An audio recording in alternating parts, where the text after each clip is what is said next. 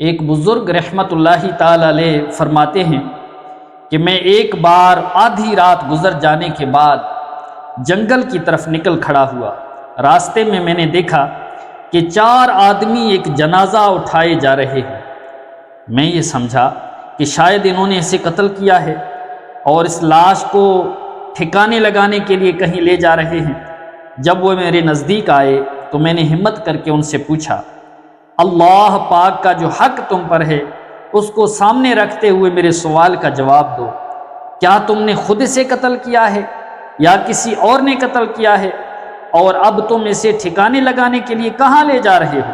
انہوں نے جواب دیا کہ نہ تو ہم نے اسے قتل کیا ہے اور نہ ہی یہ مقتول ہے، بلکہ ہم مزدور ہیں اور اس کی ماں نے ہمیں مزدوری دینی ہے، وہ اس کی قبر کے پاس ہمارا انتظار کر رہی ہے، آؤ تم بھی ہمارے ساتھ آ جاؤ۔ میں بڑا حیران ہوا، تجسس کی وجہ سے ان کے ساتھ ہو لیا۔ ہم قبرستان میں پہنچے تو میں نے دیکھا کہ ایک تازہ کھدی ہوئی قبر کے پاس واقعی ایک بوڑھی خاتون کھڑی تھی۔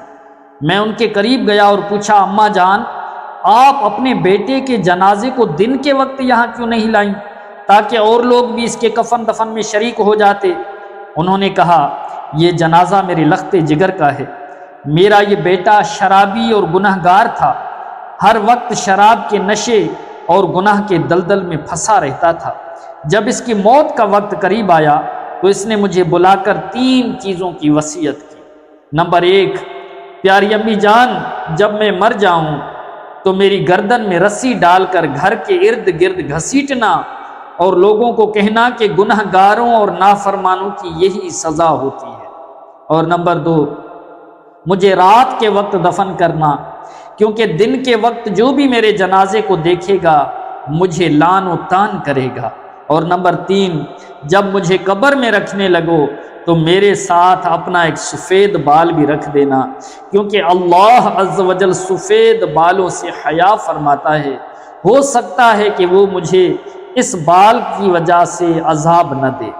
جب یہ فوت ہو گیا تو اس کی پہلی وصیت کے مطابق میں نے اس کے گلے میں رسی ڈالی اور اسے گھسیٹنے لگی تو ہاتف غیبی سے آواز آئی، اے بڑھیا اسے یوں مت گھسیٹو، اللہ پاک نے اسے اپنے گناہوں پر شرمندگی یعنی توبہ کی وجہ سے معاف فرما دیا ہے۔ وہ بزرگ رحمت اللہ تعالی علیہ فرماتے ہیں، جب میں نے اس عورت کی یہ بات سنی تو میں اس کے جنازے کے پاس گیا، نماز جنازہ پڑھی، پھر اسے قبر میں دفن کر دیا۔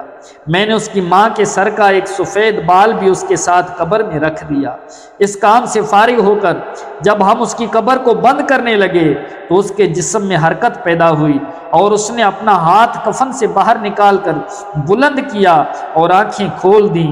میں یہ دیکھ کر گھبرا گیا، لیکن اس نے مجھے مخاطب کر کے مسکراتے ہوئے کہا، یا سیدی، ہمارا رب بڑا غفور و رحیم ہے، وہ نیکی کرنے والوں کو بھی بخش دیتا ہے اور گنہگاروں کو بھی معاف فرما دیتا ہے۔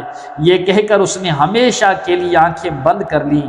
پھر ہم سب نے مل کر اس کی قبر کو بند کر دیا اور اس پر مٹی درست کر کے واپس آ گئے۔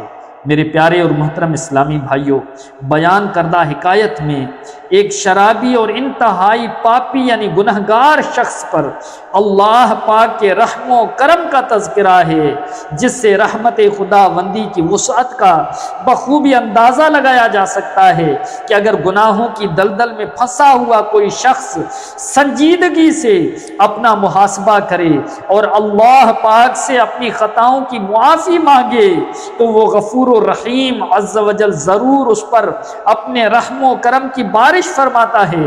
مذکورہ حکایت میں اگرچہ اس نوجوان کی توبہ کا واضح تذکرہ موجود نہیں، مگر مرتے دم اس نے اپنی ماں کو جو وصیتیں کی ان سے پتہ چلتا ہے کہ وہ اپنے گناہوں پر سخت نادم تھا اور ندامت ہی در حقیقت توبہ ہے۔